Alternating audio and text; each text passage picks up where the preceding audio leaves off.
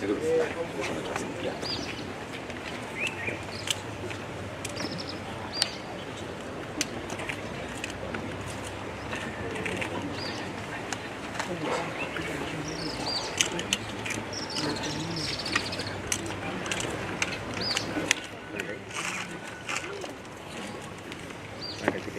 All right, are we ready? Yes. So we are ready. Thank you so much, the members of the press and the great people of Kericho County that are here with us today. Our Deputy Governor is here, and the members of the Taskforce that are with us here today. This is a very great day for us, the people of Kericho, and it marks now constitutionalizing the journey that we have taken as a county government. We've been having a lot of engagement on matters tea mechanization in the tea estate, and we have been having a lot of conversation on the heavy use of machines by the multinationals in the county government of Kericho. We've done these campaigns all through, from the campaign period to where we are now. And I would like to say from the onset that the discussions we've been having is a representation of the feelings of the great people of Kericho County. As the governor of this great county, a Taskforce committee, which, having had conversations with His Excellency the President, His Excellency the Deputy President, my counterpart from Nandi, His Excellency Governor Stephen Sang, and His Excellency Governor of Bomet Bachok, we all agreed that what we need now is a task force to guide the process and constitutionalize our discussions that has been. And this is now a legal cassette team that will be taking over the discussions from here and would work with a framework of 60 days. We expect them to give us their report. The team we have here is a very strong team. Our chairman is a retired captain of the army and has a master's in security and conflict resolution, and even expand their scope to look into other issues that are necessary with us. It is also important to clarify this, that our mission is not to chase any investor. Because in my view, the multinationals occupied by Williamsons, the other one occupied by Ekatera, and the other one occupied by James Finlay, from me, these are not really investors as such, but they are settlers. They were born in Kericho here, they were bred in Kericho here, and they have these farms and they've been here for a decade.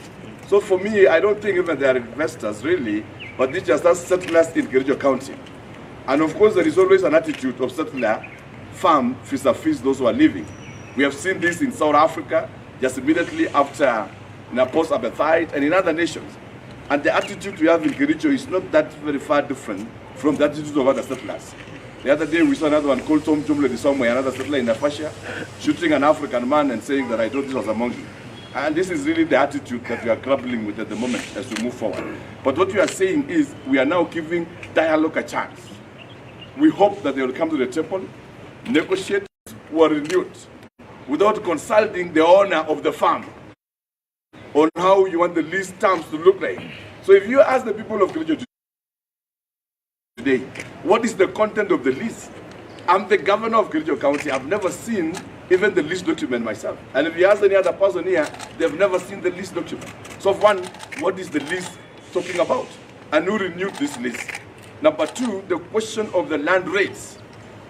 The debate is what they are paying us is peanuts. There is no farm in this county of Kericho that is now being leased at around 264 shillings. Even a nigger in the village, the deepest end of the village, is now 7,000 Kenya shillings. And it doesn't make sense that we continue to receive little revenue from the tea estate. Truth be said, Mama Mboga in Kericho is paying more revenue to the county of Kericho than the tea estate. Because the Mama Mboga vendors here are paying close to maybe, even in a market day alone, they pay some close to 300 shillings just a Thursday. If you roll it over within a month, they are paying close to 1,000, notwithstanding any other licenses permit that we are doing. Our single permits for the shops in town here, we are doing single permits of 7,000 to 15,000, depending on the business. And you can imagine an investor, quote unquote, an investor, because I don't understand really what that investor is giving the county of government peanuts. And that's why we are saying we are also looking into the lease rates. Compared to other counties, and I've seen this in the coast where minerals have been realized, that those counties that have realized they have minerals, they are now taking the lion's share and controlling their land and the space in terms of mining industry. We have seen the Masai Mara Kimbak. At the Masai Mara Kimbak, the Ma and the Narrow community are able to get a lot of revenue. And that is why His Excellency Governor Bati Oletutu in Narrow is committing himself to give 100 million to everyone. And they are educating their children, giving them substantial bursary amount, because the Ma Kimbak is actually giving them enough revenue.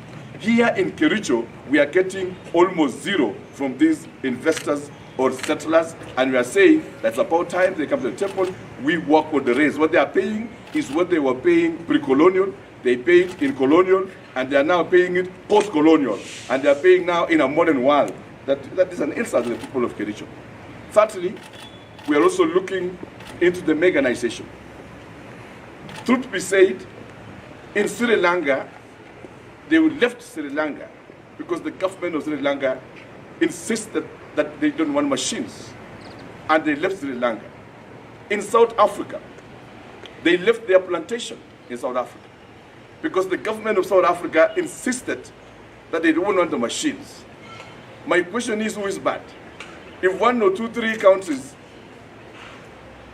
put in situations and they leave a country, and now in Kericho, we are also saying we are not satisfied with the way they are conducting business, it means that we are just calling for them to look into this idea of mechanization.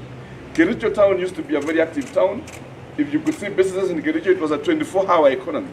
But now when you come to Kericho and the environment, you stretch all the way to Brook, all the way to Ngena Road, it is now coast towns.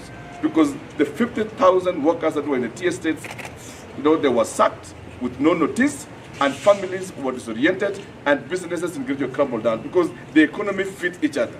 When you have workers plucking in the tea estate, they come to town and buy in the town. When you have workers buying in the tea estate, the villages and the surrounding environment, the hosting community, will supply the milk, they supply the vegetables and other goods, and it creates a sort of a balanced environment where the tea estate or the multinational is able to contribute greatly to the hosting community. It is my view as the governor of Kericho that the mechanization, much as we appreciate technology, it is my view that we are not ready for it now. We are not ready for mechanization now. We have thousands of people who are living below the line. We have so many unemployed people.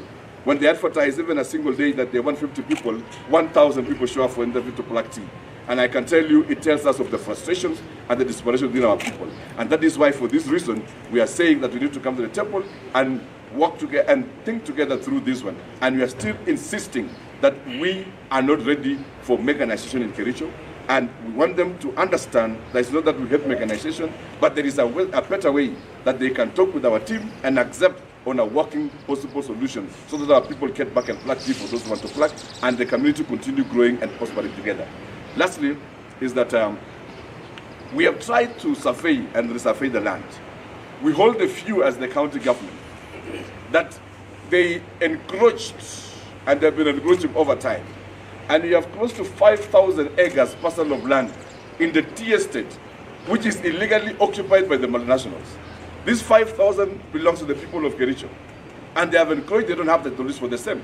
My question is, why is it that every time we call them to talk and have a resurvey of the land, they tell us that they don't want the land to be resurveyed and they move to court? Because now they have moved to court to stop resurveying of that land. They moved to court, I think, a year or two. The question is, if I want to resurvey or survey my land, why would you take me to court for me trying to survey my land? Because that's the land that belongs to the people of Kericho. And so we are saying this arrogance basically must come to an end. Truth be said, they've been using our water to generate electricity. They don't even extend the same electricity to the neighboring villages. They consume the entire of it. And that is why my big question is, what are we benefiting from these tea estates in Kericho? We see green, beautiful tea, but at the end of the day, the people living along the tea estates are peasants. You see hungry faces. You see tired children. You see people who can afford school fees. And then just at the estate, you see affluence, wealth, and money, because they are making 150% profits at the expense of the people of Kericho. So the profiteering has to come to an end and begin to understand that we can always win together. And for this reason, we are invited. I'm happy the Gypsy Cooperative, who bought a section of the fields, have heeded to our call and have already begun scaling down on the use of the machines. And we welcome that kind of an attitude. But we at the same time say that we strongly reject any attempt to blackmail or coerce us. In the past, they used to bribe leaders. In the past, they used to bribe everybody that tried to say anything. But I'll tell them as the governor of Kericho that I'm ready to lay down my life for this one. It is a course in history that we must get it right, and I will walk the journey with the Kipsigis people until we ultimately find a solution to this problem that we have. The problem is not only in Kericho, it's also in Bomet, and it is in Nandi. And I can tell the people of Kericho, you have given me this job. I've had you very well and good, and we will walk the journey together until we get a logical conclusion of the same. While we are doing this, we call upon our youths to restrain from any element of violence or incitement. Let us not vandalize their property. Give space to the team to continue doing their engagement, because we are lawful people and we are law-abiding citizens. But they must also understand. You see, when you see people panning your machines, when you see people plucking tea, ask yourself, what is it that we are not getting it right? People pluck tea because of profit. So when you see young people going to pluck your tea there, they don't pluck tea because they believe it is your tea. They pluck because they believe it is their tea, but they're not getting anything from them. When you see people aggression like that, so to stem this aggression, I also call them to come on the table and let us negotiate together. Because when you come and negotiate, we'll be able to help our people. So we are saying to our youth and to the people of Kericho that let's not take the law to our hands, give room to this task force, and eventually we will get a solution to this. History will always remember us that we did the right thing for our people and for generations to come. Otherwise, I don't want to say much. I just want to, before I invite any question, just maybe the task force chairman, Captain, talk to make one remark or two. Thank you, Your Excellency, for giving me this opportunity and for giving me and my team an opportunity to write a history in this county once and for all. I believe the task is so huge, but I believe my team is up to the task. We are going to play the referee. We are welcoming your views. You've been fronting your views in an unstructured way. Right now, with the task force, you're free now to come so that we can structure all your views and your feelings towards this issue that has been a thorn in the people of Kericho County. Once we structure it, it is going to be participatory, which is under Article 10 of our Constitution. And truly, once it's done, it's going to be something that is going to be a working document for today and for posterity of this nation. So we invite all the stakeholders. The stakeholders are our people here who are agitating for the same. The stakeholders are the multinationals. We welcome them all and we listen to their views, far and wide. And whatever we are going to come up with, it is going to be something that has come from you all. Otherwise, with this team, I can guarantee you we are going to deliver the recommendations which the people themselves have made, not on our own. Thank you so much. Thank you so much. The name? Oh yeah, my name is Captain Retired Tor. Thank you so much. Let me invite Mutai, the North Vice Chairman, just in a minute. Okay, my name is Stanley Mutai, a member of the task force, which was formed by our Moses, the governor. I've always believed in something that happened a long time ago in the history of the Bible. When God was telling Moses to go to Canaan, the Kipsigis man was standing somewhere. And then he cheated Moses to go north, and he moved following River Nile. And we came to Canaan. Canaan is here. In our Canaan, in 1884, there was a meeting in Berlin. It was called Berlin Conference, 1884. All people who were inside that meeting were all white. None of them was a Kipsigis man. We never participated in the partition of Africa. They partitioned Africa, and this man called the Briton, the English man, was given Kenya. Kericho, up to 1902, was in Uganda.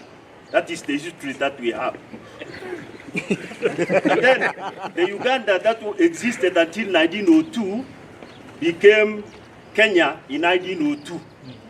And then the Kenya in 1902 was demarcated by a white man called the Englishman, who was hovering up there in the air in a plane and mapping Kenya.